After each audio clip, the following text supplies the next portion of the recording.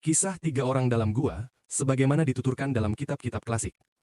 Para ulama ahli hadis meriwayatkan, dan sejumlah kitab kisah klasik selalu memasukkannya sebagai pelajaran tawakal, bahwa pada masa sebelum kalian, ada tiga orang laki-laki yang keluar melakukan suatu perjalanan.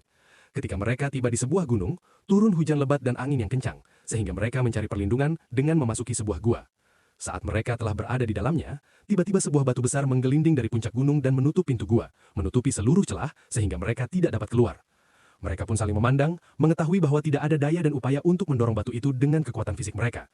Maka mereka berkata satu sama lain, tidak ada yang dapat menyelamatkan kita dari musibah ini selain kita bertawasul kepada Allah dengan amal-amal soleh yang paling tulus yang pernah kita lakukan.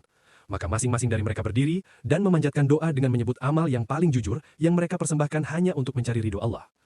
Doa lelaki pertama, bakti kepada orang tua. Lelaki pertama berkata, "Ya Allah, aku dahulu mempunyai dua orang tua yang sangat tua.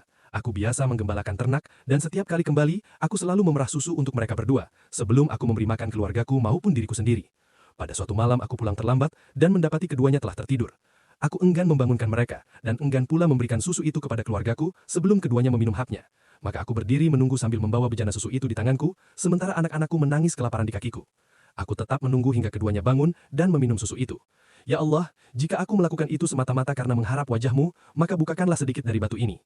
Maka batu itu bergerak sedikit, tetapi celah itu belum cukup bagi mereka untuk dapat keluar. Lalu lelaki kedua berdiri dan berkata, "Ya Allah, aku dahulu mencintai seorang wanita sepupu dengan cinta yang sangat besar. Aku memintanya berkali-kali untuk menyerahkan dirinya, namun ia selalu menolak. Hingga datang masa kelaparan yang membuatnya membutuhkan uang. Maka ia datang kepadaku meminta bantuan. Aku memberinya 120 dinar, dengan syarat ia menyerahkan dirinya kepadaku. Ia pun terpaksa menyetujuinya. Ketika aku hendak mendekatinya dan seluruh keadaan telah hampir terjadi, ia berkata, 'Bertakwalah kepada Allah, dan janganlah engkau membuka keperawanan kecuali dengan cara yang halal.' Maka aku segera bangkit, meninggalkannya, dan aku biarkan emas itu untuknya karena Allah. Ya Allah, jika amal itu aku lakukan demi mengharap wajah-Mu, maka lapangkanlah lagi batu ini." Batu itu kembali bergerak, namun celahnya masih belum memungkinkan mereka keluar.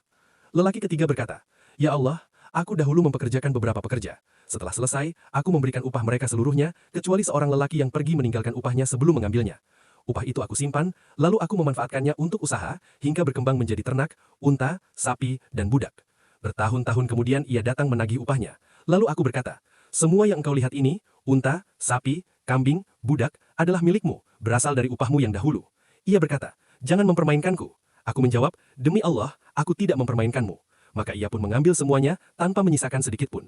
Ya Allah, jika aku melakukan itu semata-mata demi mengharap wajah-Mu, maka bukakanlah pintu gua ini untuk kami." Maka batu itu pun bergerak sepenuhnya, hingga pintu gua terbuka, dan mereka bertiga berjalan menuju keselamatan, diselamatkan oleh keikhlasan amal-amal soleh mereka.